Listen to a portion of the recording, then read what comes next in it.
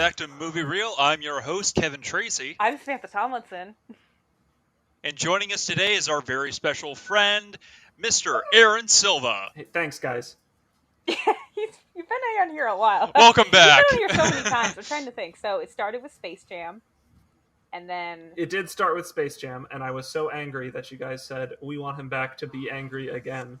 Well, no, Yes. It was Space Jam, and then it was Starship Troopers 2. Then was it Dusk Till Dawn? Is there another it was just Starship Troopers, and then it was Dusk Till Yeah. Dawn. It's just the first Yes, one. and now it's Starship Troopers too. Yeah. So Sam, why don't you tell the lovely folks at home what we do here on this podcast? So we pick a movie, and then we talk about it. And if it's good, we basically rave about it. And if it's bad, we rip it to shreds. And it's ripping time, guys. This movie sucked. Yeah, rip and tear. Fuck this movie. Oh my god. It was so bad. What? Okay. Rip and tear until it is done. Wait, what? Is that... Did you say... I don't hate this movie. I don't know if I need to drop that bombshell on you like immediately out the gate, but I don't No, hate you it. did, because I legitimately did not think that you would like this movie in any capacity. Oh, I don't like this movie either. Well, I wouldn't. Let me rephrase that. I didn't think that you would be the one to be in this movie's defense, rather than... You didn't think I would defend it? No, I didn't think you would defend this movie at all in really any capacity, which is kind of funny, This is- because usually you're the one who is more meticulous in tearing movies apart on random nuances and subtle discrepancies. Well, That's true. This is the thing about this movie. So first of all, there's 3 Starship Troopers movies, or is there more than that? There are 3 live action ones. There's 2 animated, and then One there's musical. an animated series. The Wait, musical what? does not count. There's a musical? Why didn't we watch that, Kevin? It's called Starship, and it's by the same people that did like a Harry Potter musical, and that was how I got into this, because I never heard, and I'm not even into this. That was just how I learned about it, and it's really good. It's probably my favorite one of theirs, but it's like a bug who wants to be a Starship Ranger. It's kind of like a mix of B movie versus The Little Mermaid esque. That's like It's really, but it's kind of the plot of this one, though. well, I mean, okay, Kinda. right? Well, okay, but Spoiler alert, first- it's kind of the plot of this movie, too. So the first Starship Troopers, it's in a nutshell, it's about it's kind of like a satirical movie of like, would you say, like a fascist government? Yeah, it's like a completely militaristic, authoritarian government, and very much leaning in towards like fascist undertones that are not subtle at all. And it's a no, Sorry, you go go. okay. It's a pretty strong satire of fascism, just in general, which is, it was a book first, right? And that's what the author intended. We talked about that a lot in our podcast on the first one. Yes. And this one kind of follows in that same line of reasoning. It also is a pretty strong satirization of fascism, just it has a much tighter focus than the original one did. I honestly, that's where I'm gonna have to disagree with you on that, Aaron. This movie doesn't really focus on like really any of the satire at all from the first one or even the third one. I mean, the third one has a completely different agenda, but that's open that can of worms. We'll open that can of worms later. So but this one, go ahead, Sam. With both of you. I don't think it's nearly as satirical as the first one, but it does have a much tighter focus. It does kind of a little bit of the same stuff it does in the first one. Right in the beginning, the whole like, would you like to know more? Like, Yeah, they did work in a would you like to know more. They kind of had to, because the first one did it. But it's never... I think you're contractually obligated to do that in at least once in every movie. Do they do it in the third one? They do it in every movie. But it doesn't really...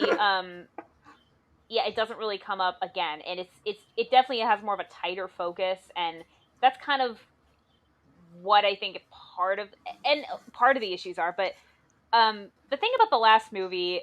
We all seem to be a little divided on it. I feel like Aaron and I kind of had I don't know. I remember there was some stuff Aaron, you and I agreed with, and Kevin, you have seen them way more than us. Yeah. But the thing about the last one, it's one of those movies of, is this just when you say last one, are sorry, you referring to the first one, the first first Starship movie? Troopers? Oh, okay. The, It's like we haven't seen the no, last the one. previous one. The one about the thing about the first Gotcha. Starship Troopers is that it's it is very much satirical, but it's one of those. Is this just a really incredible satirical movie, or is this just a really bad movie? And I kind of think it's both. I don't think it's necessarily. Again, it was definitely not in my wheelhouse when I watched it. Not saying I hated it, but it's it. There were issues with it, but also it definitely was very. It was very. It was kind of original. I hadn't really seen a lot of things like it. This movie, I feel like, is Yeah. very, very unoriginal. I feel like I've seen this type of plot in so It many it times, and it's very much a by the numbers abandoned, like, quote unquote abandoned house horror movie. Yeah, and I do think this movie's worse than the first one, and that's largely because the first one, while it had some issues, it tells its story in an yeah, interesting way, and it doesn't tell its story in a it doesn't tell its story like Star Wars, right, no. or like a lot of other movies you see. Okay. Even though you could say it's like aping Star Wars, but Yeah. it has a sort of like really pulled back view of things. We follow these three characters as they experience the different, facets of this society and this war that they're taking part in, Yeah. and we see how that affects them. And while it's painted to be this sort of like fascist, like Utopia, I guess. everything's good, everything's great because we're in the mobile infantry and we're doing our part and stuff like that, which is what the movie gives you to take away from, because that's like how it's framing it. Yeah, we for the most part, the entire first act, we're seeing it through the eyes of like the average citizen through all the propaganda until the shit actually hits the fan. We actually see the reality of what they're facing. Yeah, but to get back to the way what this movie does, it shows you a much tighter story, right? It's one encounter with the bugs, one sort of group of soldiers that we're dealing with, and at the start of it, we have them talking about heroes and how, well, like, what makes a person a hero, and the guy, Drax, I think his name was. Dax. It was Dax. Yeah. Sorry.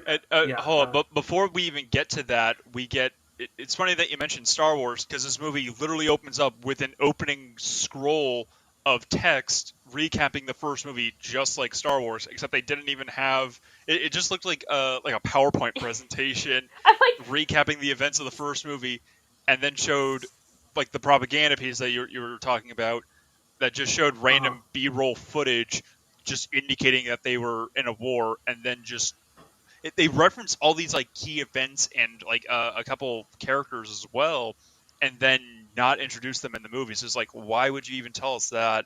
If it just made no sense to me on why they're telling us stuff from the first movie if none of that information is relevant, because it really isn't. This could take place before any of the events of the first movie or after. There's no real reference of time in when this movie is supposed to be taking place in reference to any of the movies at all.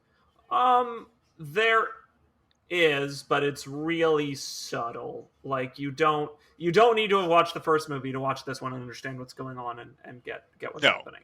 This one sort of elaborates on a dangling thread from the first one, where there was that dude where the bug was inside him and then ate out his brain, and then they never went back to that.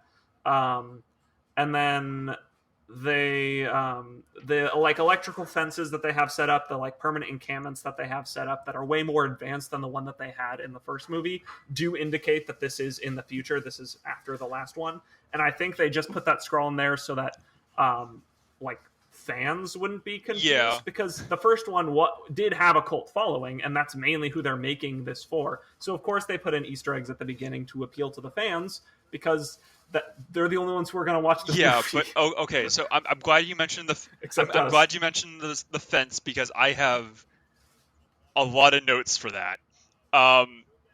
Okay, well, yeah, we'll get to the okay. fence. Just their entire defenses But- is just, yeah. I have a lot of notes on that. Yeah, So yeah, like, yeah, the first movie. Yeah, go ahead. Go ahead, Sam. can Sorry. we just acknowledge that the Starship Troopers font is the most basic bitch font they could possibly find? I'm like, what is this? Is this like Helvetica just in all caps? Like, It's Comic Sans. It's Comic I'm calling it now. It's common. It's not Comic It's Comic Sans. Sans. It could or be, maybe though. it's It even should Times be. New Roman. It's in all Times caps. New Roman. It's just, I was like, it's not even an interesting font. And then I was immediately just like, oh, fuck this. And then, so just before we started recording, Aaron and I were kind of talking a little bit, and I feel like, so the beginning of this movie kind of starts with them, the group of characters that we're following, what are they, the 701st? It's like Bravo Company. Why is it I don't always like, remember. there's always something and first? Like, It's because of the 101st Airborne, who were war heroes in World War II, and now whenever anybody does any group that they want us to follow, it's always the something and first. Yeah. Star Wars did it. Starship Troopers did it. Yeah. Everyone does but it. It's not. Yeah, it's not an original thing at all. yeah. But yeah. But it's like, the thing is, it's starting in the middle. They're in this major battle. Obviously, they're fighting all these bugs. But like, and this is just such a. I am not opposed to movies starting this way. I have nothing against when things are in medias res, just because it speeds things along. It's a way to get the story going. But the problem is, I don't know any of these people, and there's never really a good introduction of all these people. You figure out their names just by them, Billy, and then they call her Sahara a couple times, Oh my and God, Dax, Billy. and I feel like those are, and then Shepard. I just feel like over time I figured out people's names. It wasn't like a good actual introduction to who any of these people are, and I even looked it up. Like, I don't think anybody from the first movie is in this. I'm like, no. Actually, No. there's one recurring actress who's in both the first one and the second movie. In the first movie, what was her name? It was in the first movie. Wait, she played the. Did she play the? Yes, ship she commander? was Carmen Amends' ship commander, and she was these. And she plays the sergeant in this, doesn't she? Brenda. Brenda Strong. Yeah. Yes, who plays Sergeant Rake in this movie, and I forget her character's name in the first movie, but that's irrelevant. But yeah, she's the only character. She's not a very important. She's the only actor who is in both the first movie and the second movie, and the only other actor aside from her who reprises any role in this is like Casper Van Dien, who reprises his role as Johnny Rico in the third movie, and I think the second animated movie. But like, okay, yeah, most people when they star in a Starship Troopers movie get out. Yeah, apparently. But like, and the thing is, with this movie overall, it's not like, okay, I was. Well, hold on, Sam, because okay. I did want to talk about that first scene that you were talking about, where that we get the character introduction. Where you don't know who anybody is, because that first scene is so chaotic, and I think probably because of their budget issues, it's shot really shakily, super shakily, and it has this effect over the screen because it's like raining, it's like storming or whatever, which makes it really difficult to see what's going on, and the volume's so loud you can't hear anyone either. So they're trying to introduce you to these characters who you don't know in the middle of a storm, so you can't see them, in the middle of a fight, so it's shot really like quickly and like they're cutting really fast, and it's so loud that you can't hear them either, so you can't see or hear the characters you're supposed to be getting to know. That was my because problem. I'm just like, I picked SD instead of HD just because it's like $1 cheaper, and I'm kind of cheap. But I'm like, and at first I'm like, in my experience, I've never had an issue. It's always like, whatever, I'm gonna pick the cheaper one.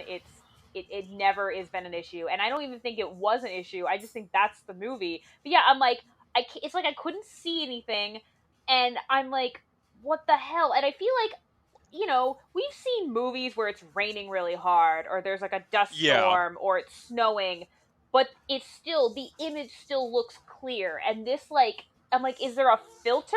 Was this shot on a child's video camera? What? Why does this look so bad? Yeah, Well, it's yeah, no, like, go ahead, Kevin. one of the problems is that this movie had a drastic budget cut compared to the first movie. The first movie had an estimated budget of $105 million. This movie only had 7 to work with, and it shows because, for the most part, this entire movie takes place in one location, and it's... Yeah, I mean, they did know that their budget was a lot smaller, and they scaled the movie down accordingly.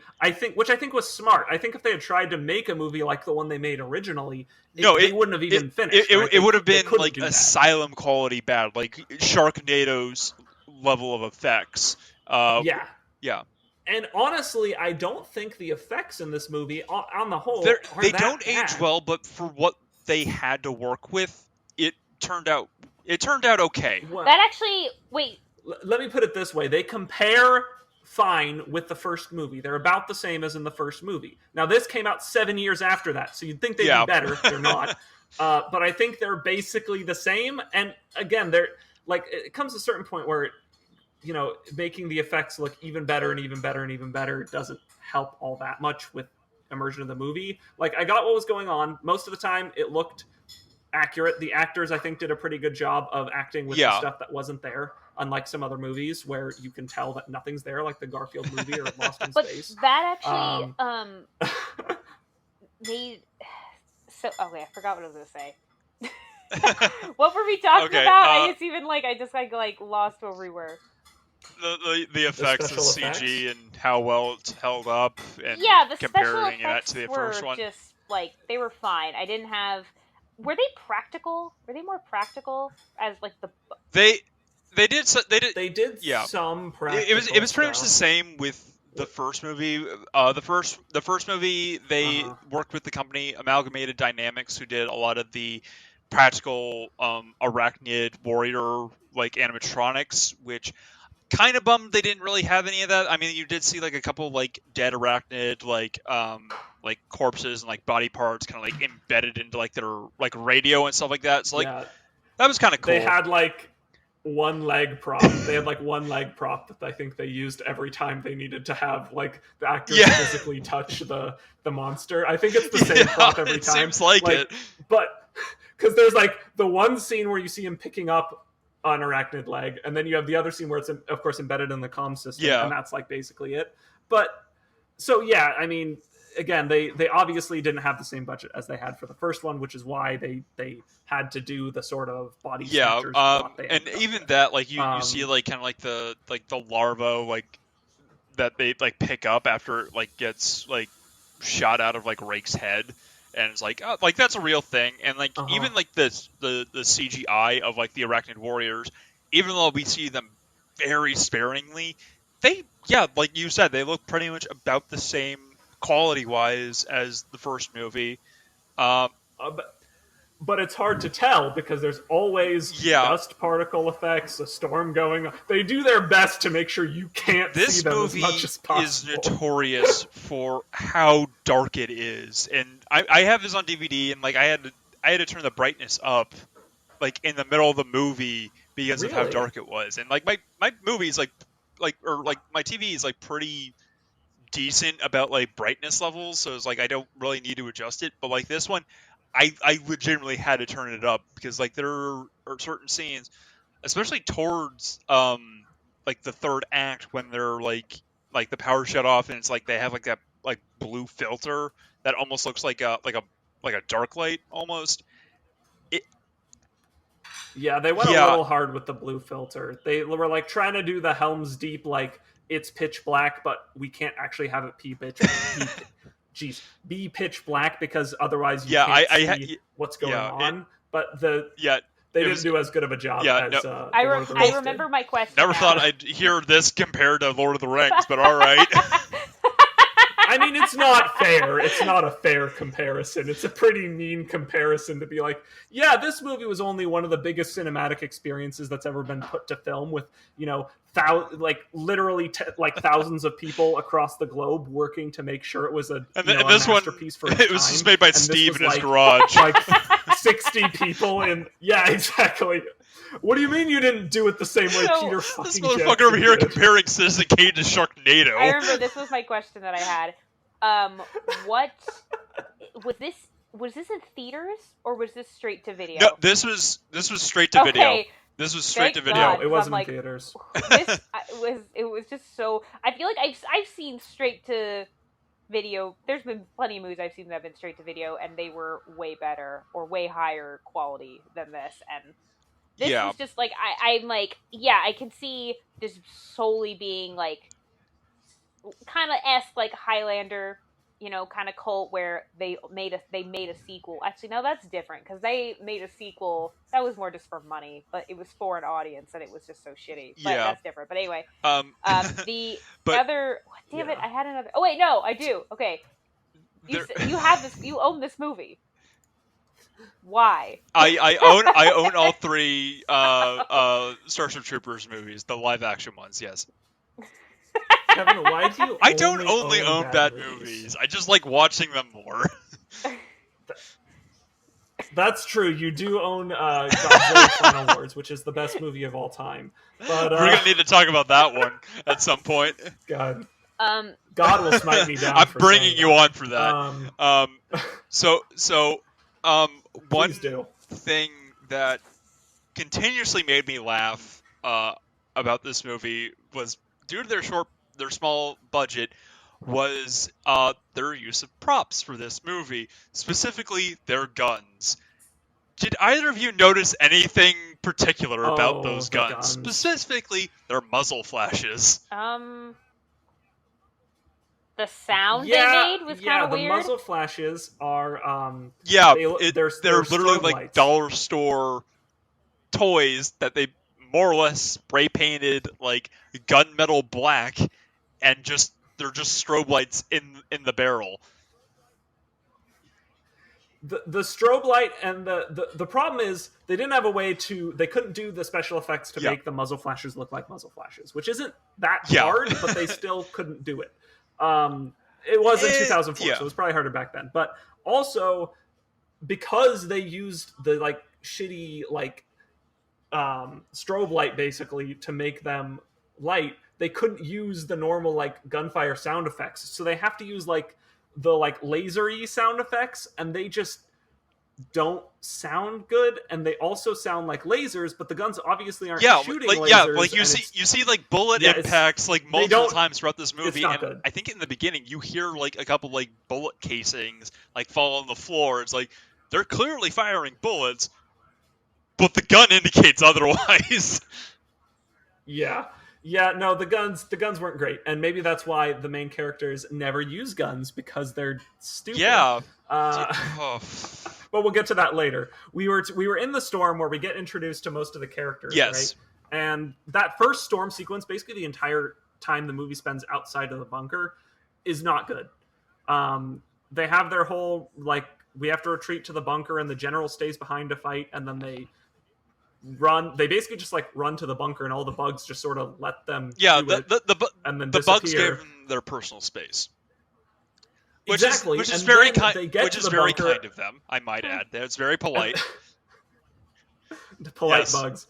And then the storm comes in, right, and it like blows the two guys over, and they're like struggling to like climb up to get to the bunker. And then the bug shows up, and like 6 people run over to shoot at the bug, and they're standing next to the 2 guys on the ground, and the wind is just not there anymore. Just like literally 2 seconds ago, the wind was so strong it lifted several people off the ground to presumably to their deaths, because they're never seen. Yeah, several people literally die to this wind, but the moment the bugs show up, the wind is no No, not even bugs. It was like one singular bug that killed like the only Asian in this movie. Who was also like their comms officer. The one of the girls is Asian. Oh. One of the ones who gets. Sandy? Oh, yep. Okay. Sandy. Well, anyway, but yeah, like as soon as like a singular bug shows up, everyone just like, it's a bug, kill it, and they just all stand up, and immediately the only person who's having problem with the wind is like the guy who's on the floor in front of this thing. The guys who are still on the ground. It's like, what the hell? So well, And like, why you have a gun? Why is your first reaction to run within melee range of the bug? Like, Yeah. it's not good. That whole first sequence is not good. I think you guys. Oh, it's 100%. I was just really just right away. I'm just like, I don't know who any of these characters are. I don't care about. Why should I care about any of them?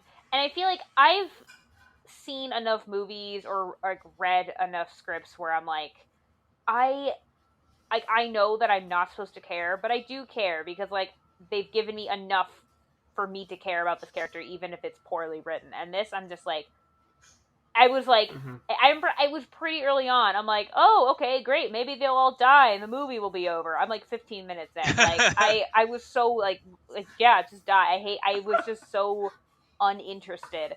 And What? But it's because this would have been a good. What they should have done. No, just to say this Sorry, would have go been ahead, a good. Sam. This would have been a good intro if I knew these characters, and I didn't. So why do I care about them?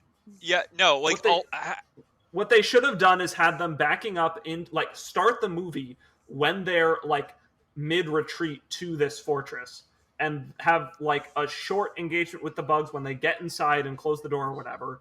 And then you can, you have that brief moment of action, and then you can start to establish basically who's in charge, and then you can start introducing our characters. The whole scene where the general stays behind and then shows up later isn't even necessary. I mean, you don't need to have it in the movie. I think the only reason that's necessary is it needs to introduce Griff, Peck, and Soda for like the whole like invasions of the body snatchers plot. But you could still have them talk about how they left their general stay behind to find a retreat, and the general still does his speech saying, "I would have died if not for these three who showed up out of nowhere." Like you already wasted time in the movie establishing that, so you're not losing any time. We gotta talk, Aaron. If you start the movie like that, we wouldn't have the "Would you like to know more" segment. Yeah, you I could still have that. My bigger thing is if you started the movie like that, you'd be cutting another 5 minutes off of your runtime, and this movie is 120 or is like an hour and 24 minutes. I was like good. I kept pausing and checking. I'm like, okay, I'm like 20 minutes in. Okay, I'm like 30 minutes in. Oh my god. Really? Because I think it actually gets okay once they're actually in the bunker. I think then it just turns... the plot really picked up. Things just really picked up once they were the body snatcher stuff was starting to really happen. There were scenes I was interested in for sure. It just was slow going, and I don't care about any of these people. And I think eventually, but So like half the characters, like they can be summed up with they're a soldier. That's their entire character, and they're given like nothing else outside of that. I want to really quick talk about. Here's my thing about Dax, though. Like I had really no major issue with him as a character, but so they find him. Where is he? He was locked in there, and they're like, "Why are you in here?" He was locked in the incinerator. He was locked in the incinerator room of the bunker. He was going to be killed, and they're like, they're reading like the information on him, and that's like purple heart, purple heart, purple heart. And I think maybe I looked at my phone or I zoned out for a second because then the next thing I hear is, "You're a like a disgrace to the uniform." And then later I hear, "Oh, it's because he killed another officer." Yeah, so he killed his commanding officer. It was like Corporal like Holbert or something like that, because he kept issuing out orders that was like, according to Dax, needlessly putting the soldiers in like harm's way and getting them recklessly killed. Oh, so he killed them. He's like Krell. It's basically the same reason that he hates the psychic guy. Lieutenant Dill in the movie, because he doesn't. Yeah, because Lieutenant Dill doesn't know what he's doing, and Dax hates it when his commanding officers don't know what they're doing because they get people killed. And that's Dax's whole arc, basically. He doesn't really arc. Nobody in this movie arcs. The Dill almost does, and then they kill him off because they didn't want that character. I guess. It was his death is so stupid. Wasteful. It's so wasteful. It just wastes a character, and it's one of those deaths where the character is being colossally stupid, and that's why he dies. It's like, So it's yeah, it's not even a payoff, and it's also just like, oh, so he's just gonna die because instead of opening up, like, why do you need 3 alien hostages? Like, you need 1 to yeah, experiment it's like on. You don't. you're all under. He's like talking about them. It's like you're all under arrest. You're all traitors of the Federation. It's like you know that they're bugs now. Why Just they're kill not them. traitors? They're Yeah. a completely different beings. And then he gets killed. They frame Dax for it, and I don't know why they decided to do that whole song and dance because the bugs severely outnumber the people. They could just shoot all 3 of them, and then boom, they're done. They don't need anyone else at that point. They have the general. If you think about it, they didn't really need anybody else to back up for a second, because people might not have watched the movie. It came out in 2004. It came out in Basically, 2004. Forget it. Well, the 3 newcomers who saved the general ended up being like having bugs in their stomachs. The bugs can come out and possess other people, and they basically end up body jacking everybody but the main characters, because instead of doing, because their plan is right, body jack the general. General goes to HQ. General releases a whole bunch more bugs and takes control. Yeah, the plan is to right? infect the leadership of the military and just completely ruin any chances that humanity has in exterminating the bugs. So if that's the plan, they were out there in the storm with the general, right? They could have jacked the general out there very easily. Nobody else was left. It was just him. And then when you get back to the fort, he's already possessed. You don't need to do anything. You don't need to kill anybody. Well, you don't need to do anything to anybody. It is later explained that the longer that the parasite, or like I guess they're called like parasite bugs. I forget what they're actually called, but it was explained later on that the longer that they're in like their host body, the host body essentially dies and starts to decompose, and that's why Peck. They later explained that like he's been out there for a month, so he's been dead for about a month, I'm assuming. I thought the only reason that happened with Peck was because they purposefully, like, basically his bug got big enough to where it could spawn more little bugs, right? Because that it stayed in its host for so long, it had time to gestate and have enough to spawn hatchlings, and God, that scene's so fucking creepy. I hate that scene. It's this movie has a lot of body horror. What scene?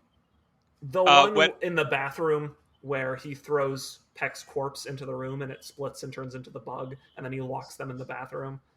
Yeah, he locks them. Super uncomfortable. With the two, yeah, after he rips his like Billy scalp off and just pulls the bug out. Black guy that's flirting with Sahara.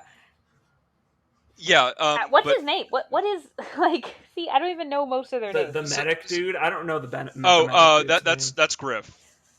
Okay. So yeah, that's, okay.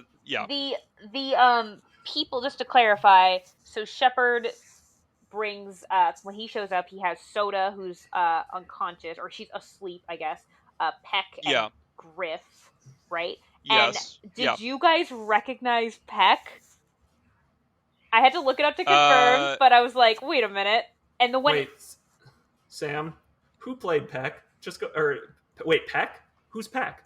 The stuttering. No, I know who he is, but who played him? Because I did not recognize him. I can't. J.P. Mannix. He was the principal, or like was he also the neighbor and the caveman in Phil of the Future?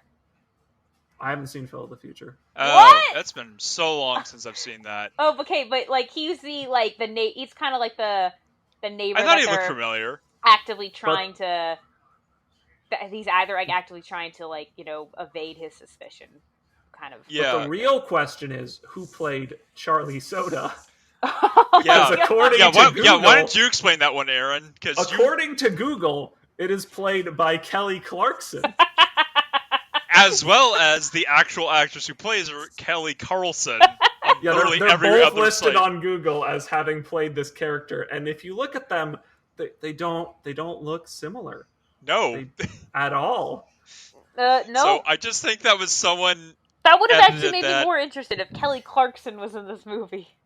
Yeah, because for the most part, actors-wise, it's a lot of just small bit characters. The only people that like you said, like it was like he was in like Phil the Future. There's like Ed Lauder who plays General Shepard, and like it was just a lot of people that you recognize from a lot of small like bit sitcom type stuff. I mean, you're not getting any big actors to be No.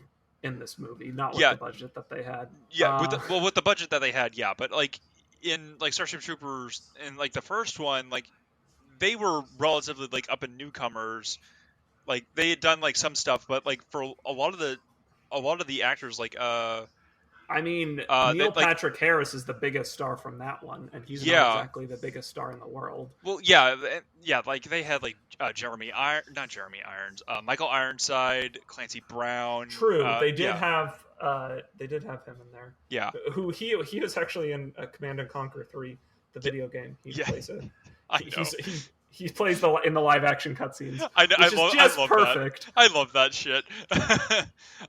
But getting back to Peck and Griff, they kind of they explained that like, oh, like the communications are down. Like Peck, like can you work on this? Like yeah, and Lieutenant Dill makes a comment. And it's like, when's the last time you took a shower, soldier? Indicating that like he smells like really bad. So it's like it's like, is he commenting that like his body is like smelling bad because his body's decomposing? Because we later learned that, but yeah, that line actually works. Yeah, because like we later find out like yeah, his body is literally falling apart. Because when he tries to when he I guess like indoctrinates Tor, like the fat trooper with the help of Griff, when like Tor is like trying to like fight back, he like very lightly like pulls his arm completely off and like knocks his fingers off. He's falling completely apart because he's been like that for a week, or for a month.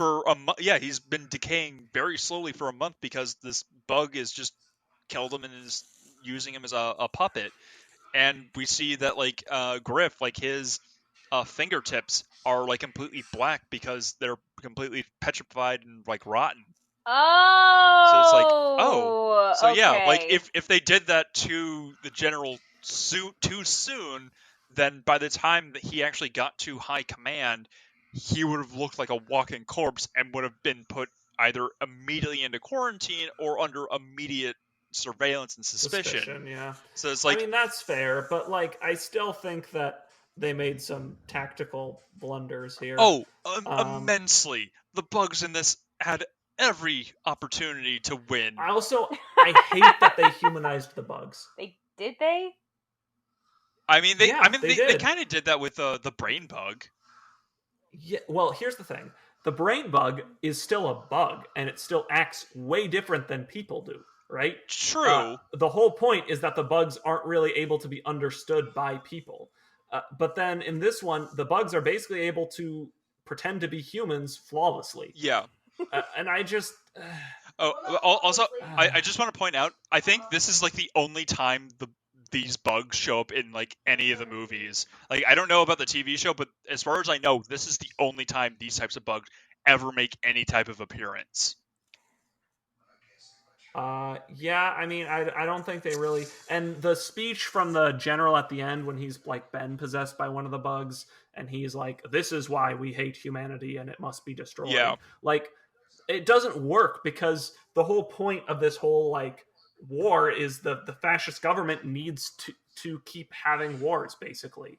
And they will find anything to fight, even if it's these bug-like enemies where you're just sending people into a meat grinder. Well, I mean, to be fair, in the book, the bugs are extremely intelligent. Like, they have spacecraft, they have cities, they have infrastructure, they take hostages, they have intelligence to make, like, military strategies and, like, counter the humanity. Bugs are almost better than the people. Yeah, like they definitely have like human characteristics in the book, so it makes sense that they would carry over some type of like human traits like the movies. But in this instance, I agree with you. The fact that they made them very much more human in this one, as opposed to like the first one, where they're just more or less feral animals that act purely on instinct, on like a hive mind. Right. Yes, did not like that. Just because, like, the way he talks about it and gives, like, a reason for the conflict, like, the point is in the first one is like, yes, we're just trying to create conflict. Yeah, the bugs are weird and scary and crazy, but they're also like an actual society with actual goals and stuff. Obviously, the like Federation did not pursue peace with the bugs. They never even tried. Like, they legit want to create an enemy for people, to perpetuate the Well, conflict. Right? then there's also like the fan theory of like the first movie of that the whole attack on Buenos Aires was an inside job from the Federation. Is that a That fan is a theory? Oh, you mentioned that when Yeah, we did the first one, I right? mentioned that earlier. I felt like I needed to reiterate that for this point. Yeah, no, and again, I don't know whether or not that was intended, but it would make sense, and that's like where you want to be with the story. I just wanted so to say the way they did the bugs in this, I don't think works very well. Yeah, no, I agree. Go I ahead, just Sam. wanted to say, I was about to say, what did they come up with that like theory after 9/11? But I realized the first one came out in the 90s. Yeah, 97. A couple of years before that. Yeah. That's unsettling. It's definitely made that comparison multiple times since that event. But the similarities are eerily uncanny and similar, and it's very unsettling when you think about it like that. Yeah. Yeah. I mean, I'm pretty sure that's at least partially what the original writer was attempting to satirize with the way that the United States promotes the military by paying for your education and restricting certain things unless you join the military. I mean, obviously, it's a lot more extreme in the movie because, of course, it is. But anyway, we're not really here to theorize about we should talk about let's talk really quick about like Sahara, and then we got to get into how the bugs are getting into the various soldiers. Because what is her deal? So we kind of find out as a kid Dill is the psychic, and because psychic is one of the various sections of the Federation, I guess. So it's like one of the classes. Classes, well, there's like the whole society is more or less like breakdown upon of like citizen and civilian, and if you're a citizen, you have to have like an active service record in order to be a citizen. What is a citizen? You have to have spent 2 years in the military. A citizen basically means like you have like rights to vote. A civilian is just you can't vote, you can't participate in any election or anything like that. What the fuck? If you are a citizen or a civilian, you are a second-class citizen. Yeah, essentially, you are not an actual citizen. You do not get to vote. Other rights are you can't participate in politics at all. As I know, an issue. Having kids. I think there's a mention of if you want to have kids either above a certain amount or maybe in general. You have to be a citizen. For children, you need to have a license in order to have children, and being a civilian doesn't restrict you having a license. It just guarantees that you'll have a better chance of getting that. And being a citizen also guarantees a chance of better chances of like getting a certain job or a bank loan or certain luxuries that more or less we automatically have rights to now as American citizens. But if we were like civilians in the Federation, those would either be severely limited to non-existent unless we had, I think the limit was 2 years of active service in the mobile infantry. I think that 2 years of active service in general, because what's her name serves for 2 years and then sends her a little breakup message. To her boyfriend in the first one, saying, "I'm actually gonna stay," and he's like, "Well, fuck! I joined the military for no reason." Pretty much. So, Sahara. Sahara, she like kind of as a kid had some psychic abilities, and once she like hit puberty, I guess, or as she got older, she says it's unreliable, which is why she doesn't consider herself a psychic, and then Yeah. Dill was being some dick Right, about and it. then Dale decides to be an enormous piece of shit about it because I think he was just written to It's be because an she enormous let piece out of shit. Dax, and Well, even before that. Well, he just picks It's fights just for no reason. Like he's just a because needlessly he's the antagonistic commanding character. officer, and he's small, kind of like he's definitely not a like a he's not intimidating in any way. And then He has no actual authority other than rank. So, and is it because he has this ranking because he's a psychic? Yeah. And in the beginning, I think that's implied. It's kind of like the way that what's his name, Neil Patrick Harrison's character basically became super important just because he had. But Dill in the beginning, it's like he's having a vision, but we're not seeing anything. We're just seeing his face. I'm like, are you shitting me? No, we do see a vision. The second time, the only thing we see for the visions is the bugs. Yeah, but that comes like the second over time he has again. a vision. The first time, it's like his face. I'm like, okay, yes, that's his face. Oh, but I always thought that the first I thought he was just him panicking because he doesn't know what to do. I thought he was having a vision. He was actually having a vision. I thought he was having a vision, and I was like, what the hell? We're not. I think it's implied he is because he talks to the general and goes like, I sense something. They're all around us, coming for us. And the general's like, really? He says as they're surrounded. but anyway, so Sahara kind of talks to Dax about how, whatever, she used to be a psychic, whatever. And apparently what was the deal? She had her status got lowered because she had a boyfriend or something. She basically she implied that she was a higher rank because she has been there for a while and she was a psychic, but she had a relationship with basically a grunt, which apparently you're not supposed to have. You're not supposed to.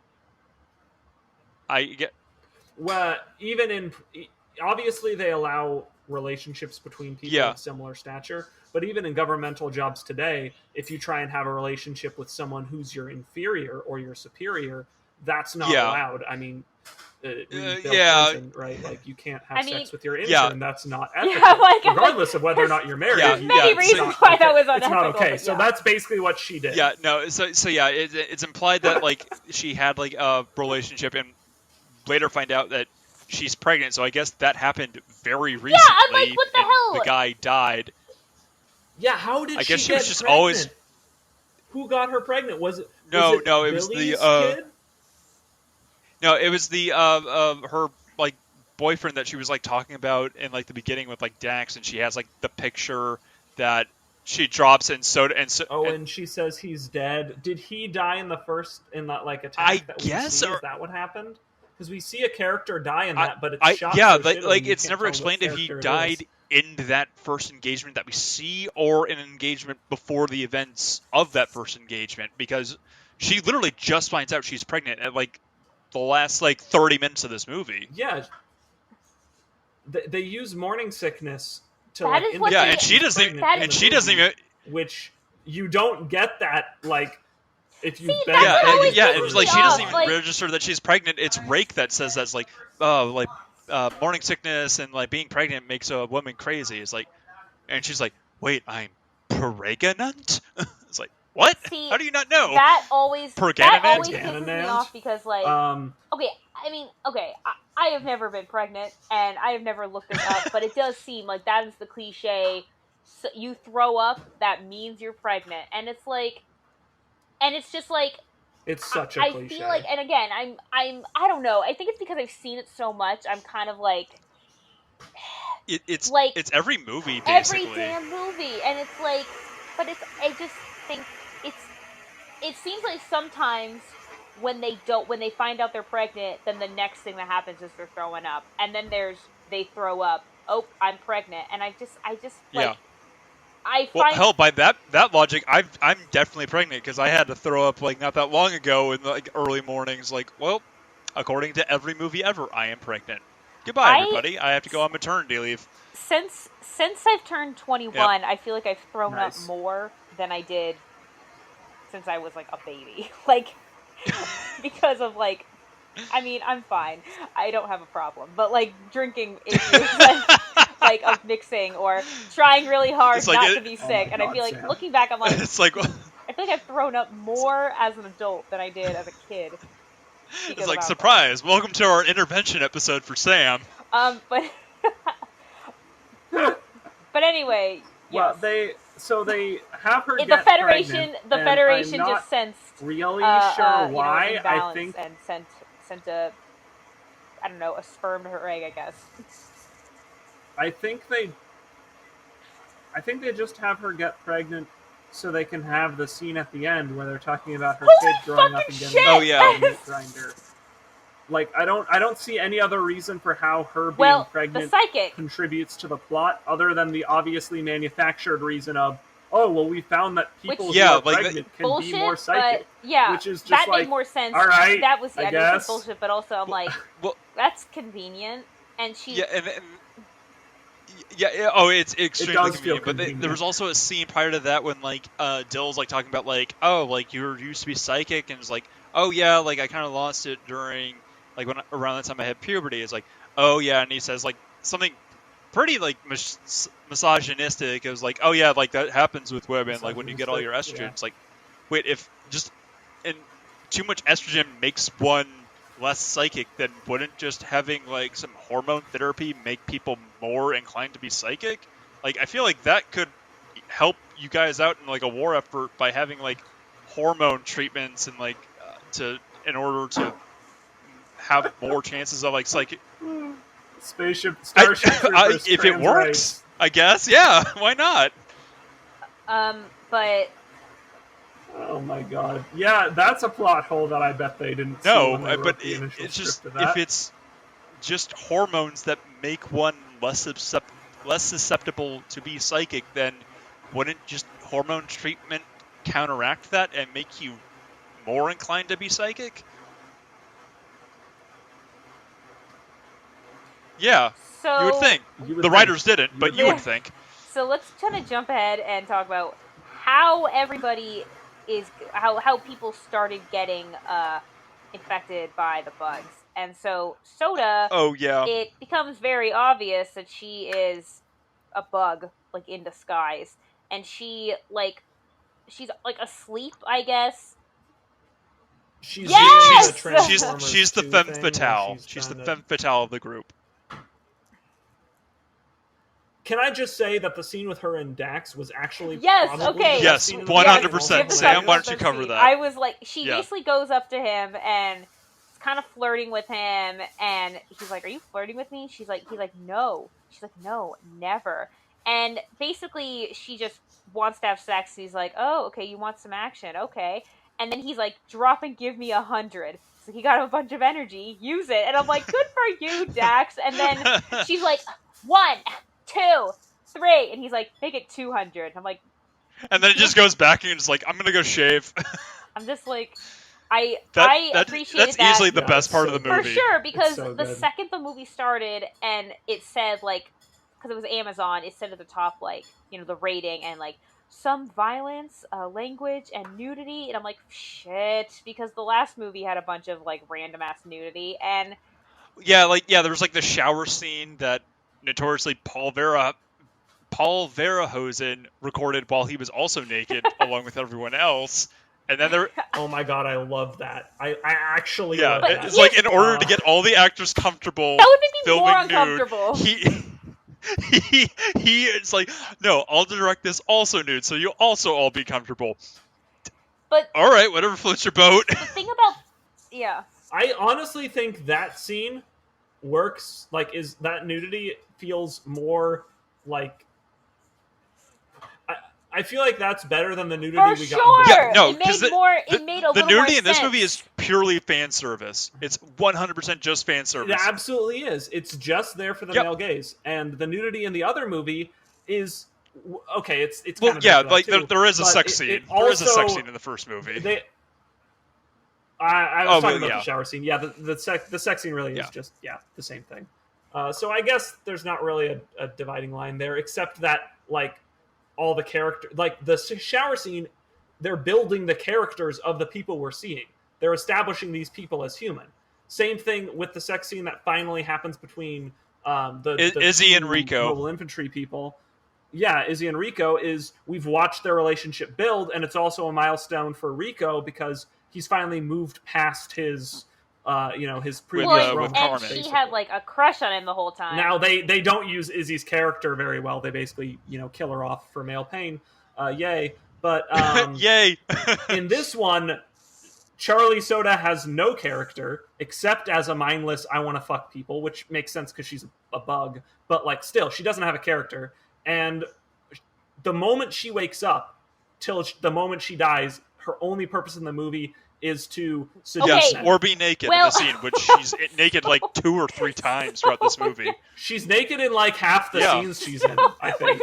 Like, so the first scene, she's naked and Sahara's asleep, and she I guess has a picture of her boyfriend, and it's like in her hand. And she drops it, and then Soda, naked, picks it up and's like, "Hey, did you drop this?" And Sahara wakes up and her eyes like widen, as you would when a naked. Yeah, it's like I was not preparing to wake up to boobs in my face. I'm not complaining, like, but I'm not Sahara. But I'm also like, what the hell? And I'm like, I'm more thinking like, is Soda trying to fuck Sahara? What's going on? And then I think it. I don't think she cares because she's a bug. Yeah. But when you see that scene, you don't know she's like, a bug yet. So you're just like, yeah. What is with this? It's like I mean, does she swing that way? Like, sure, I guess, but she's still. I mean, yeah. So Sahara just very calmly gets up and walks out of the room, and then Horton, all the guys come in, and they're like, "Whoa!" Like their eyes bugging out, pretty much, and then. Whoa, tits! I've never seen those before in a co-ed soldier battalion. Like I don't Horton, get it. Who I'm is sorry. Like the hot guy of the group, who's like I guess kind of with Sandy because they were like kissing earlier. He then is just That so seems like bad. okay, yeah, let's fuck, and she's like it was just so weird, and then he's like they're kissing, and I had the subtitles on, and so. He's being gagged, and you don't know why. And I just in like subtitles just said gagging, and then everybody's out of the room now, and they're just watching through the door because they're Horton's up against the door, and they're like, "Oh, there's Horton, just being a it's like classic again. Horton." Definitely not getting his brain jacked by an evil bug. Also, he definitely doesn't have a girlfriend who's going to walk in and see this immediately. Oh, spoke too soon. Sandy and Griff is like, oh my god, it was so stupid. Griff is like, oh, you have this tiny little scratch. I'm the medic. I'll take care of that. And then she's like, what's up with your black finger? Oh no, it's fine. She's like, no, that looks really bad. And he's like, no, it's fine. I'm the medic. And then it's like I'm a medic. I know. It's like I'm the. She's like, I believe this. Can then we they fuck? make out, and like then the next day, they Soda and Horton are all like, and he and Griff and Sandy are like, and Rake and Sahara. Rake's like, what the hell's going on? Sahara's like, we got some new couples. She's like, no wonder we're still in this war. Everyone's fucking when we should be fighting. I'm like, yeah, because everybody in this is super horny. I mean, that's yeah. The writers don't know how to show romance other than like. I would be interested to look up and see if the writer only did like high school like rom-coms before this, because like the only way they know how to show like these two characters are an item is by having them giggle like school children and chase each other around. Like that's the only way they know how to do it. And it's so tonally contrasting with everything that's happened. They just got out of a hellfuck nightmare where all their friends are dead and they make it to the safe haven. And it just cuts to this like 10-second scene of what's his name chasing the girl like, oh, I'm gonna get you. And then he grabs her and then they make out. And it's like, where the fuck did that scene come from? Why is it in the movie? It's also funny that you mentioned the writer for this, because the guy who wrote this basically wrote every Starship Trooper movie and every single RoboCop thing ever. Like every RoboCop video game. Wait, he wrote RoboCop? Why didn't nobody shot in the dick in this movie? I feel now I just feel cheated. Like every RoboCop movie, TV show, video game. It looks like, and Mortal Kombat 11, the video game. But yeah, pretty much every RoboCop and Starship Troopers movie. The guy who wrote this. But yes, I am very cheated. Well, at least he's Yeah, consistent. no, he has his niche. But I think that's so funny because the romances weren't like Oscar material, and I mean nothing was Oscar material in the first movie. But they were decent. They were believable. The effects for the in the most first part. movie, I feel like were at least award worthy. I will. They were decent. I will say. I guess for the time. I mean, I it was will what, say. 97. The first And, one. Yeah, they actually got an Academy Award nomination for that. Wait. Okay, well, there you go for the special effects, yeah. But look, like the writing's never going to win any awards. I don't expect that. But at least with the time frame that they like spread the first movie across and the writing that they did do, the romances between the characters were more or less believable. Again, they weren't like tugging at your heartstrings, but it was like, oh, they're together now. Okay, that makes sense. In this one, they're just like giggling school children, and I don't understand why his writing degraded so far in the relationship. Because department. I think they were trying to focus more on the quote-unquote horror aspects of this movie that they didn't really have time to focus on any type of a relationship. I mean, it is a horror movie. Let's be real about that. It's a different genre than the first one. One of the reasons I feel like why fans hate this movie as much as they do, which is kind of funny because this movie, I feel like out of all the Starship Troopers movie, gets talked about the least, even though it is arguably like the worst one. Yet Starship Troopers 3 is the one that gets the most hate, like that I've come across. Look, like I haven't seen Starship Troopers 3, so I don't know if it's worse than this one. But I don't. Do you mind if I? No, go ahead. Go ahead. Elaborate on why I. So I don't hate this movie because it. Okay, look, it's the subject material that it has, right? It's set in this specific universe, and it stays pretty true to the world that it's set in. It doesn't necessarily play to its strengths, but given the budget that they had, they couldn't really do that. They couldn't give fans what they were looking for because they couldn't afford to. So when they're forced to basically make worse Alien, Alien was a really good movie. So when you make worse Alien, as long as you're not atrociously bad, I'm like, okay, it's Alien. It's closer to like Aliens because they're like soldiers and stuff. But it's like kind of a mix of the two of them. And it's like, okay, like I like the writing's bland and can be pretty bad. There's a lot of the characters are overwritten, but they're never like awful. I didn't feel like there were only a few lines and a few characters where I was like, okay, what are we even doing here? And once they actually get inside the bunker and can sort of tell the story that they're trying to tell, they tell it fine. I don't think this is a good movie, but I also just don't think it's awful because they still did what they set out to do, which was make a generic creepy-ish horror movie, which is what they did. It's not like Leprechauns 4 or like Satan's Little Helper or Lost in Space, which set out to do something and flopped miserably. Like they didn't do what the movie was made to do. This did it. It just didn't set out to be something that was that bland. good. It didn't hit the target correctly. With better writing, I think it could have been a better movie, but I don't think it ever could have succeeded because at the end of the day, fans didn't want the movie that they got.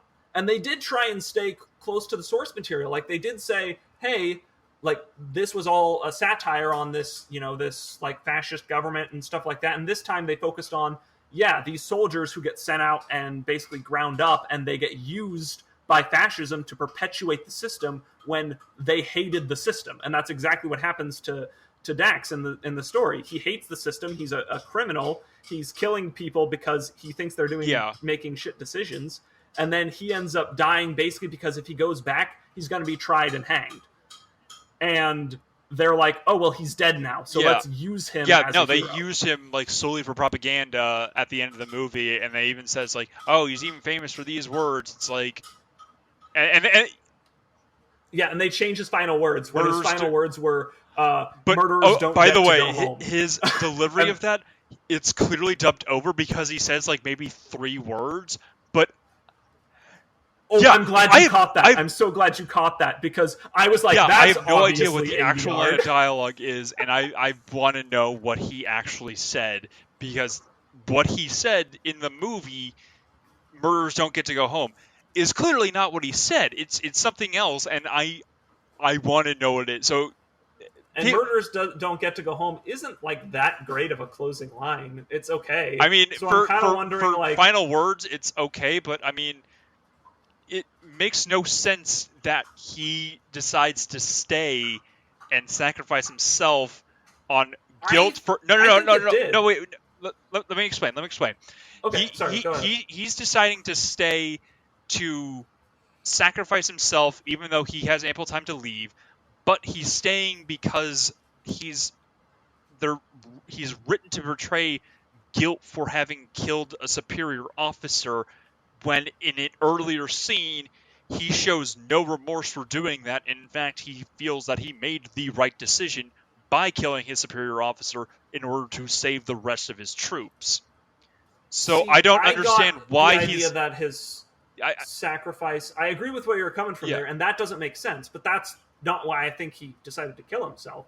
I think he decided to kill himself because he said, "All that awaits me at home is getting killed, or even worse, being put back out." He's a worn out soldier. He's done. Yeah. He's got nothing left. And that's like every scene we see him, he's outside. He's waiting for the bugs to come. He's just watching constantly because he can't interact with people anymore. He can't make bonds with people anymore because he's lost too many people. And that's obviously a problem for him because he killed a superior officer over keeping his men alive. Yeah. And that's so it made sense to me when he's like, "I'm not coming," because he's just done.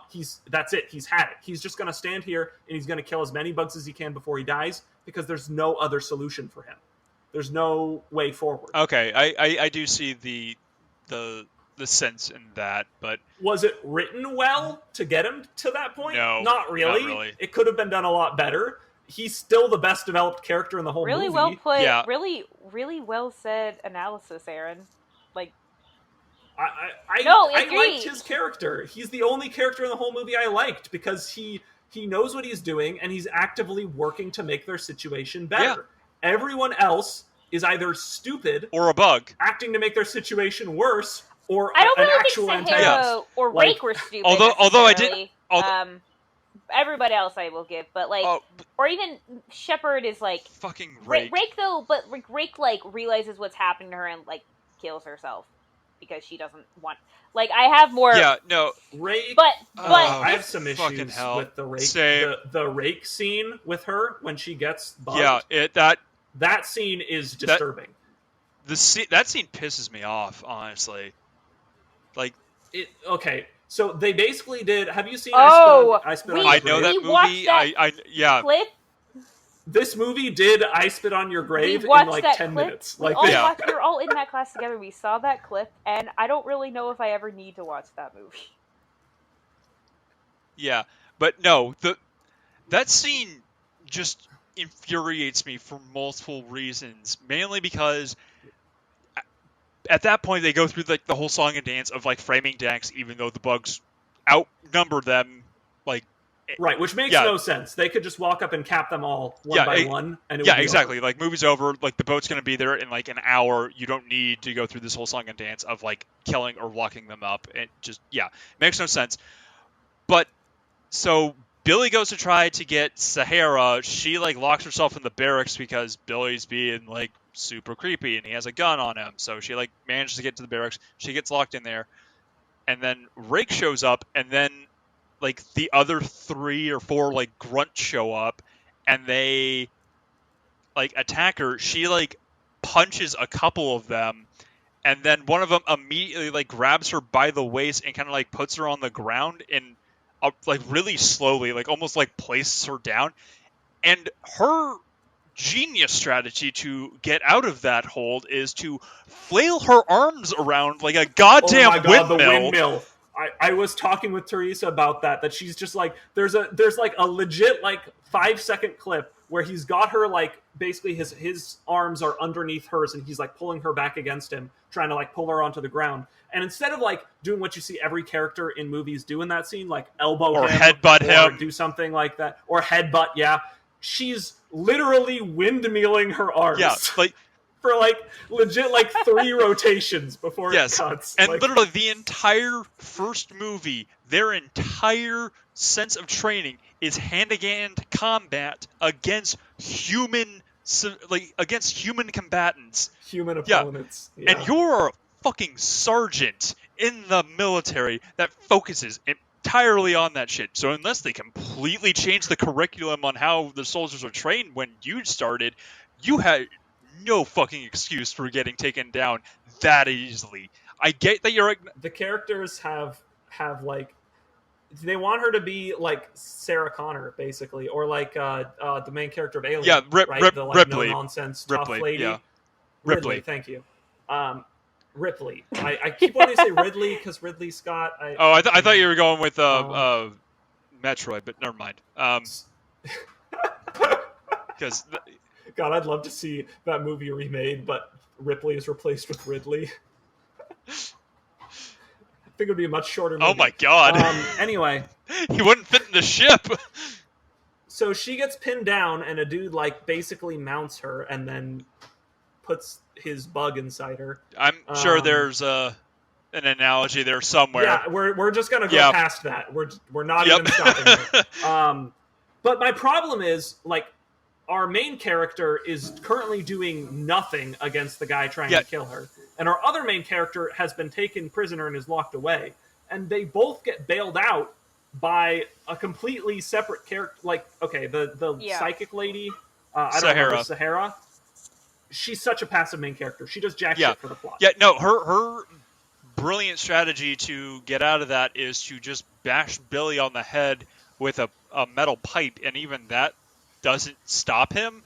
She like completely fractures his skull, and it's like, this isn't working. Let me try it again. Boom. That's not working. Let me try it again. Like, and she's waiting like 20 minutes between each strike because she's like having a breakdown because it's Billy and he's like crazy now.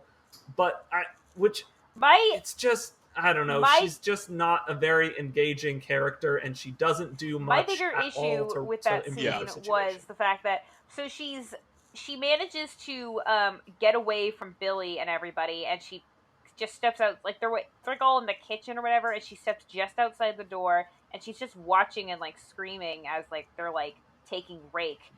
But then is it Billy just like opens the door, and it's like, dude, either way, I thought the door wasn't. The door... She doesn't take the opportunity to brace the door with anything or lock the door. She just stands there, and then Billy just opens the door. Why did someone go get her? There's enough of you. There were, like, at least one of you. Yeah, it's literally only Billy goes. Why did they have Billy take her out of the room in the first place? She got out of the room with, like, 6 bugged people, and they're like, Billy... No, they're like, Billy, you know what to do. And Billy takes her out of the room by himself to a different room. It's like, why didn't you just pin her down like you did with Sergeant Rake? Like, you literally did. And he goes out, leading her out at gunpoint. He then puts the gun in his belt and then tries to do it. It's like, no, just keep the gun out. But we find out... It was around the... There's so many plot holes with that entire sequence. At that point, I completely lost faith that the bugs would win this. Like, any sense of, like...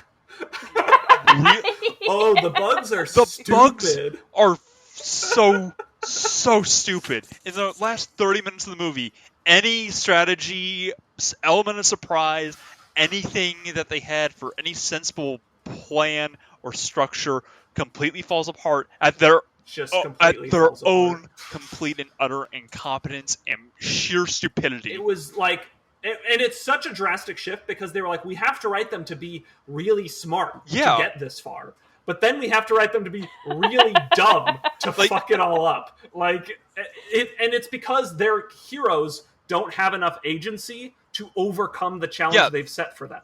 Their heroes aren't strong enough, so they have to make the enemy really stupid. Well, also at this point, they don't even realize that like there's like a bug alien host because they're going through the whole song and dance of like framing Dax for the murder of that Lieutenant happened. Dill. I don't even remember. Is that why he was locked up That's just and so he's stupid. blindfolded? Yeah. Yeah, they Oh yeah, arrest him for murder. They accuse him of murder. Even though Dill literally sees every that they got which is to just Shepard so dumb. because they realize that the plan. I think it's at this point they realize that the plan is to because when Soda wakes up, she like zeroes in on the star on Shepard's uniform and knows that he's in charge, and so the idea is to infect him because then they'll take this, you know, infestation all the way up to the topping ranks of the Federation or of the military, I guess. Yeah, but they don't realize that. Okay, so that's later. But Dill sees that they've got to Shepard, and that's you know, they're all like got blood. Shepard's got blood on his head, and then everybody's got blood on him, and of course Soda's covered in blood, and she's naked for some reason. Why was she naked? Yep. Because she her clothes. Like, I'm assuming to I think they imply that she was naked because she was like seducing the general in order to get close to infect him with a bug, which makes sense. That's a viable strategy. I can't really fault them on that. Yeah, that's like the one scene where it makes sense that she's naked, and the funny thing is she's in shadow for almost that entire scene. For the most part, yeah, we don't really see like we can tell that she's naked, but like Dill like can't tell that like she's naked. No, I don't think you actually see her tits at all. No, I mean you kind of do. Like you can tell that she's naked, and you kind of do. Yeah, but the main thing that they're trying to hide is that she's covered in blood, which is why I think that scene works of like her being covered in shadow, because Dill doesn't realize that until, that's not right. What's going on? General, oh no, he's dead. You're all under arrest, even though I think you're all bugs. You're all under arrest, I say, as a... Yeah. Before we go any further, Kevin, I know we need, like, to start wrapping this up here, but before we go any further, you said you had points about the fence. Yes, I did. So the reason they don't get massacred by bugs for basically this entire scene, this entire movie, is because they have a super powerful electrical fence that just murders any bugs that try and get through. And they say multiple times that this is a perimeter fence. A perimeter fence. It doesn't at any point indicate that it has anything that goes below the surface, and their only sensible form of like any anti-air or like ground-to-air defenses are these like Donkey Kong barrels full of napalm that they just throw out, and it completely clears the entire battlefield. Donkey Kong barrels. Yeah, they just do like a basically, yeah, they just carpet bomb the entire area with like a bunch of like napalm barrels that they only use one time, and I guess they only had like enough payload for.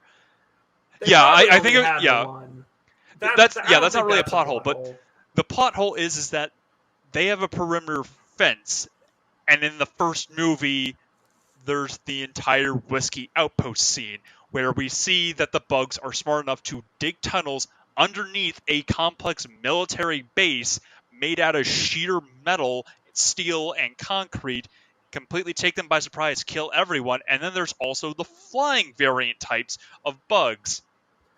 But you see, Kevin, if they had, we knew that those couldn't spawn because they didn't have the budget to animate them. So there was no reason to worry about this. There's so many different variations of like the arachnids, and there's not even like the bugs that we see in just the first movie. I mean, this was the bugs' plan, though, right? That's like the only reason that the general even survives is because the bugs want him to survive. They want him to get off planet. So the reason that they don't go through is because, or tunnel under, or come up with any plan, is because they need the general to live. Well, if that was the plan, then why? If that was, and if they're just leaving the normal bugs to their own devices, they're just going to mill around and. Well, if that was the plan, then how come all the arachnid warriors swarmed the place when the perimeter fence shut down at the end of the movie like that? Because one of two reasons: either they wanted to cover up everything else that had happened there, so that the evacuators didn't stick around, right? And see, hey, there's a whole bunch of human corpses here that were definitely not killed by bugs. How did that happen? Or because they don't have direct control over just like the normal, like, worker bugs. And it's just that the worker bugs without a brain bug's direct control aren't particularly smart. So with leaving them by themselves, they're not going to be able to dig a tunnel, and they don't have any flying. I don't know. instincts, so I feel like it's via the air. Just really convenient that they only had a fence and they only had. Yeah. Oh, it's absolutely contrived. And especially like with a fence this good, how did this outpost get abandoned in the first place if it really is this effective? Especially because the tonal shift with the characters between like when the fence is on and when the fence is off is so drastic. The moment the fence goes on, all the characters are like, we're on holiday. Yeah, like, exactly. And it's also anymore? just. Yeah, and it also makes no sense. Really if this place is so great and such a great defense post, then why was it abandoned in the first place? And if it's abandoned, then first of all, how long has it been abandoned? And second of all, if it's been abandoned for so long, how did Dash get food and water to not starve and or dehydrate to death? They actually say it was abandoned. They say it was abandoned 8 days ago. So if we assume he was left with some form of food and water in his incinerator, he could have made it there because he's just been in there for 8 days. But then it also occurred to me, absolutely. If he we just gloss over that ton because of food movie and water, then maybe there's not. Anyway, it's just. A lot of stuff is contrived, but to make a monster in the box killer movie like this, where you have a monster, you have a bunch of people, and you have a box, right? Their box is the bugs in this movie. And when you make a movie like this, the box is almost always contrived. Look at Alien. A biological scientist goes onto an alien ship, finds an egg, and decides to fuck with it. And then they decide to let him back on the ship with the alien still stuck to his face when it's directly against regulations. Like, you have to contrive things a little bit to get to the setup you want to in most cases. Now, you can do stuff to make it feel less contrived, because in Alien, like, there was a legit reason. It was like, no, like, there's no way that he would survive if we leave him out there. Like, we need to bring him in. Like, we'll put him in height. That's not the reason he gets let in. The reason he gets let in is because the android lets him in, because the android wants the alien on the ship. Now, I think the android is the weakest part of the entirety of Alien, and that kind of translates to that scene. But at least it does make sense that he's let on the ship because Bishop wants the alien on the ship. Okay, that's fair. Because Ripley refuses to let them on, and the commander is like, Ripley, you need to let us on. And she's like, I will not do it.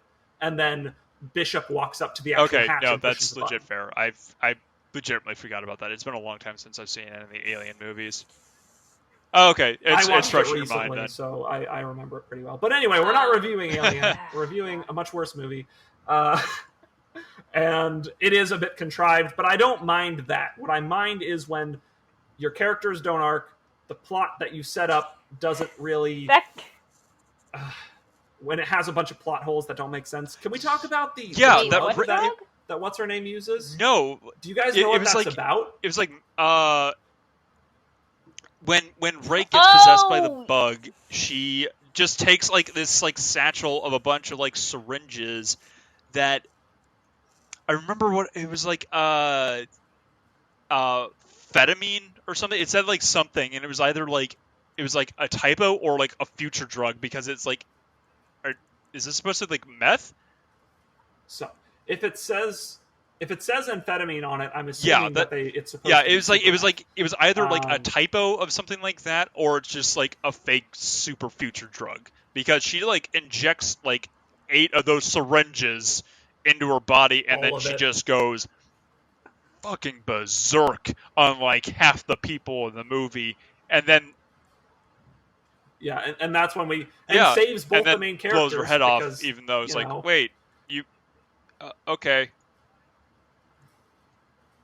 I think that what they were trying to get across, and they didn't, because they kind of wrote themselves into a corner by, again, making their heroes too weak. And so they needed to have her bail them out. they basically said, well, she jacks herself up on all these drugs that make the alien not be able to control her, or that make her awake while they're normally like unconscious, so the alien can't do its thing. But it's Yeah. a bunch of drugs. It's not going to last forever, and eventually the alien's going to gain control. So she kills herself before it can. But it's really unclear, and it's not until she kills herself that you kind of understand what was going on. And even still, I don't even know if the drugs work, because it's very hard also to read, doesn't and help the it. shot is not very long. It was just showing. So you're just like, oh, she stuck herself with a bunch of drugs, and now she's makes clear she's good, on something. I guess. That's why this works. Just like a quick, like, okay, and then we just move on. Like, it's just. Because remember, kids, do exactly. drugs. When you're being controlled by an alien, it's super lazy. It's very lazy. So yes, yep. Do drugs. For a second, I thought what happened is she had taken like contraceptives that they had left with the group, like a shit ton of them, and that had somehow killed the bug inside her. I thought that's the angle they were going for. If this whole idea started a little earlier, it would have been kind of interesting of them maybe I was thinking about that, of them trying to save somebody perhaps, or if they were trying to, or if like okay, maybe there's like, in a sense, who had air been quotes, brain a bugged, cure, or think you're trying to piece together like what's going on, or like, as opposed to just like, the thing about it being one by one, like, I will give, in the bug's defense, that it does in a sense kind of work, but for the sake of like a movie and captivating your audience, it would have been more interesting if it was a little subtler, and then they all figure it out, and multiple people, as opposed to just the remaining two figure it out. Yeah. I mean, it could have done better with them figuring out that the people were being possessed at the midpoint of the movie, and then trying to fight against it. But they don't. They don't figure it out until we're basically 2/3 of the way through the movie. And by that point, they're so outclassed that it's very difficult for the viewer to believe they have a chance at all. And then it gets even worse from there. It's got a lot of issues. You're kind of talking me down on this movie. I still don't think it's awful. Yeah. But I don't know. Kevin, you asked me to give it a ranking before we started, and I gave it a 2 out of 5, and maybe it's a high 1 out of 5. It's somewhere low 2 out of 5, high 1 out of 5. I would probably give it like a 1 out of 5 as well. It's just, it's really bad, and there's enough plot holes to fill up an hour and a half's worth of podcast, about as long as the movie. So I guess they kind of. I don't know. I want like maybe a 0. What do you think, Sam? This is how. Well, okay. This is how. That's the thing, and this is the thing about this movie. You're really because down I was on watching this one. it, and I'm like, it's not like okay. For example, when like the first time you came on, Aaron, and we talked about Space Jam, we all seemed to be in agreement that the biggest issue of the movie was that everybody just accepted everything very quickly, and then we just moved on, and it was a continuing. Well, and the fact that Michael Jordan got turned into a literal basketball and but like I'm sorry, I'm never going to get over that. Here's information, accepting, and then we move forward. There was an actual major issue, which in this movie there wasn't like this like blatantly obvious like major issue I had with it. It was really just from the beginning. I just didn't know who these people are. I'm bored. I don't care. I'm fine with them dying because I want the movie to end. There wasn't like a major, genuine like obvious issue. It was just these individual things that made it so bad. One of which was that it was just very poorly written, and I feel like, and I just was just so the fact that I was like, wait, they framed Dax? Like, I didn't even realize what was going on. I was like, I was zoning out because I was just not that interested. See, I don't check out of movies very easily. So if you are a person who checks out more easily, like I'm sure a large portion of your viewers check out quicker than I do, then you probably don't like it as much. They gave me at least one character that I could kind of root for and like, and that was enough for me to get through the movie. but like I could definitely see the only movie I've ever just like completely just like I'm checked out, I'm done, I don't want to watch it is Transformers 4. The last 40 minutes of that Age of movie I just Extinction? completely checked out because there Okay. was Oh nothing God. else. Age of Extinction. That yeah. movie's It's like the last one I watched. 3.5 hours the fifth long one because too. It's not going to get better. It's so long. It's so long, and the last 40 minutes can't show you anything you haven't seen yet. Literally nothing you haven't seen yet. So you're just sitting there in the theater like, why am I here? What is life? And when Transformers 4 is giving you an existential crisis, that's when you need to turn it off and go watch The Lord of the Rings. So I guess that kind of jumps into our final part of this of, can this actually happen? No. So, Sam, why don't you take us off since you have opinions? It's just, I feel like honestly, the bugs should have won, and also I feel like they honestly all should have died right in the beginning. Like, wait, I'm sorry. What? We incorporated this after, but I think we started asking. The big question is this real? Is it plausible? Could it happen? We started it definitely after Space Jam, but I think we started we started doing it before Dusk Till Dawn, and we forgot to, because I realized, I think while we were editing or I was listening to it, that we didn't ask the question, which such a letdown, because that would have been such a fun discussion.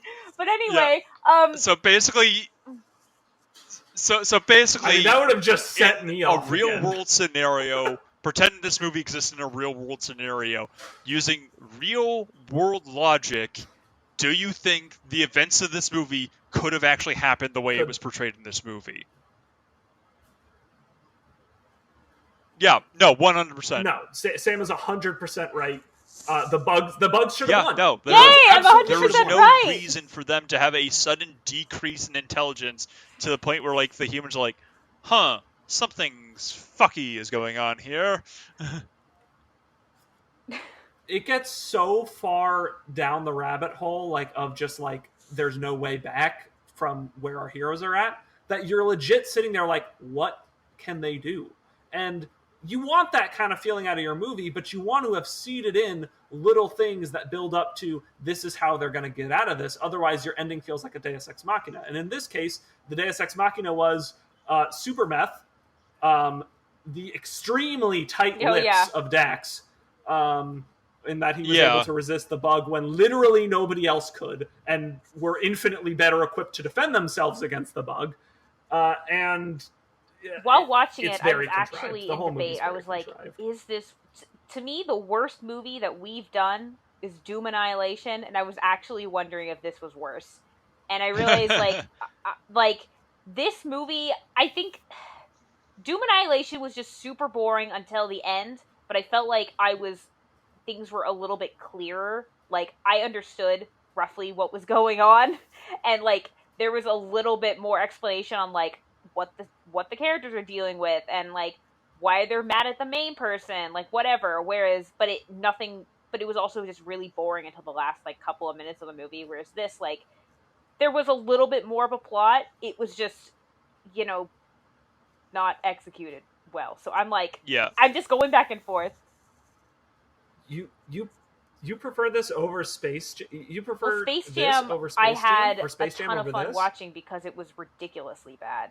It was bad, but it was like ludicrous. Where it was like funny bad. I guess it does have like, that quality. This I thought was going to be more funny bad, and it wasn't. And honestly, so Kevin, you said this, Mike. We said this in this, that you have friends that would go to buy copies of Starship Troopers 3 specifically so they can destroy it, and it made me so excited to watch it. And now I'm like,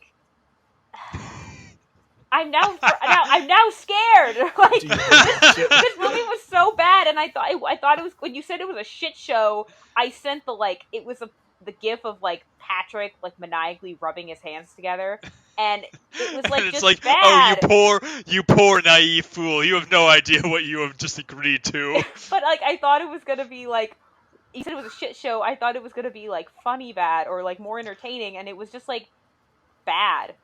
No, this is like a really bad student film bad. It's just like I said. It's the saddest thing about it is that it came out in 2004, and it is worse than every single 80s movie that it takes elements from. It's worse than Terminator. It's worse than Alien. It's worse than Aliens, and it's worse than Predator.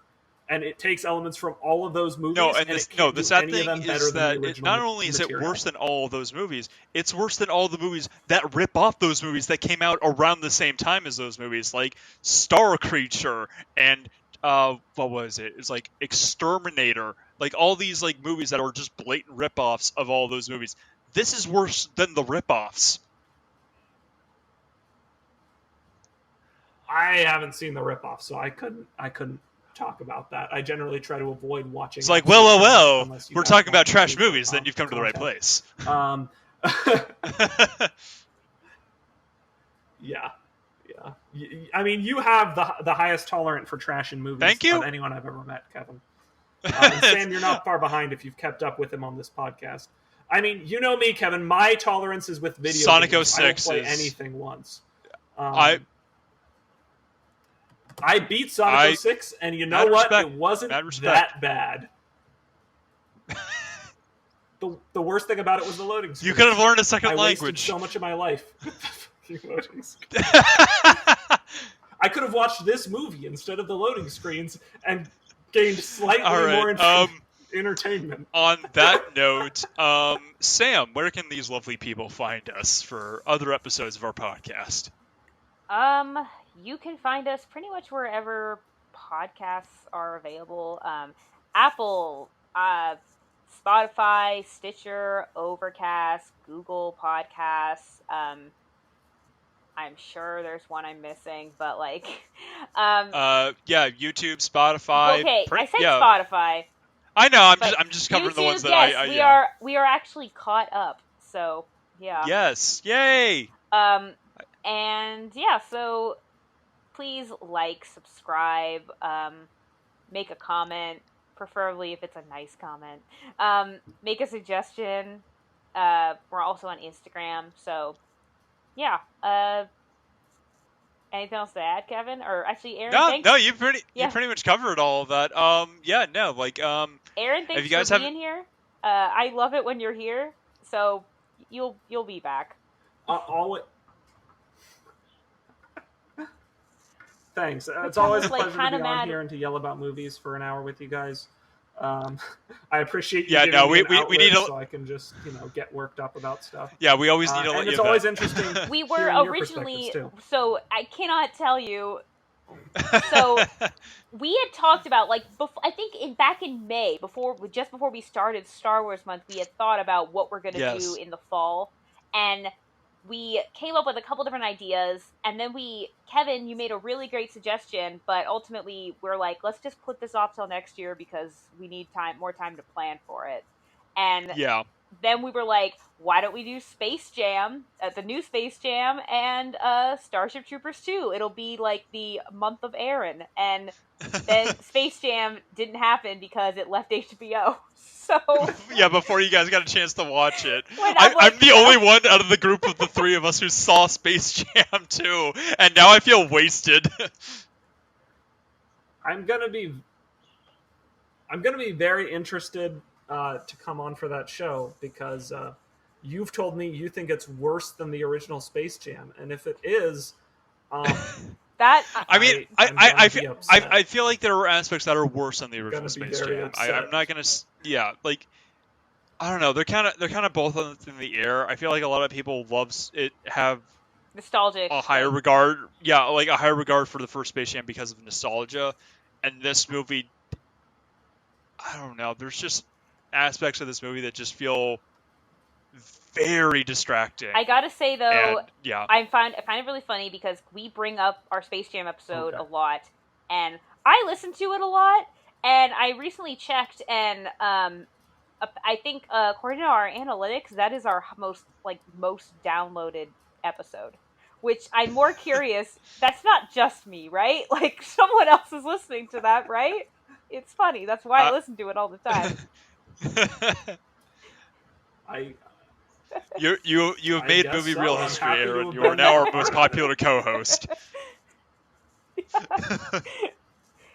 It's a All tug right. of war Nice. between him and Ben. Yeah, and Frank. Oh yeah, okay. Forgot about our other friend Well, casually. Frank's been on like what, twice, and Aaron and Ben I think have been on about the same amount. Yeah, that's fair. That's what I meant. I didn't forget Frank. I'll never forget Frank. Yeah. Wait, telling Frank him? literally just texted me right now. Wait, also, Why am I I just not said in I'm the never gonna episode, forget guys? Frank. Like, how is I that? know, it's How's just- that an insult? I thought it was really funny that he literally just sent a text message right as you said that you'll never forget it. Well, he'll never forget us too. That's nice. All right. On that note, I'm Kevin I'm Tracy. Samantha Tomlinson. I'm Aaron Silva, I guess. You guess. You've been listening to movie. We hope so. You don't know. Who are you, and who have we been talking to for the past hour and a half? I'm actually a bug. This movie. Oh, shit. This movie stripped him of his identity. The bugs. EDF. God, EDF. All right. On that note, For real. goodbye, everybody. This has been Movie Reel. We'll catch you next week. Bye, everybody. It's been a real good time. I'm gonna edit that out. Bye.